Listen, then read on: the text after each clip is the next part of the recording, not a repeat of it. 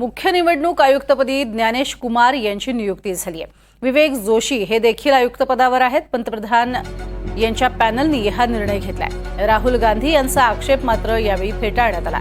मुख्य निवडणूक आयुक्तपदी ज्ञानेश कुमार यांची निवड करण्यात आली आहे। अर्थातच या पॅनलची निवड करत असताना सर्व पक्ष तिथे उपस्थित होते आणि त्यातच राहुल गांधी यांचा आक्षेप मात्र फेटाळण्यात आला।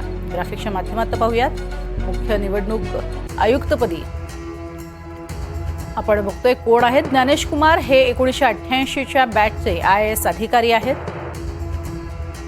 केरळ कॅडरचे अधिकारी आहेत ज्ञानेश कुमार हे मूळचे उत्तर प्रदेशच्या आग्र्याचे आहेत। केरळमध्ये उपजिल्हाधिकारी पद ते सचिव पदापर्यंत त्यांनी काम केलंय। त्यामुळे हे आहेत नवे निवडणूक आयुक्त ज्यांच्याबद्दलची माहिती आपण पाहत होतो। त्यांच्या नावासंदर्भात शिक्कामोर्तब झालं आणि राहुल गांधी यांचा आक्षेप मात्र फेटाळण्यात आला। केंद्रात डिफेन्स संयुक्त सचिव पदही त्यांनी सांभाळलेलं आहे। गृह खात्याचं संयुक्त सचिव पदही त्यांनी सांभाळले। 2024 मध्ये सेवेतनं ते निवृत्त झाले आणि त्यानंतर 14 मार्च 2024 ला निवडणूक आयुक्त म्हणून त्यांची नियुक्ती झाली।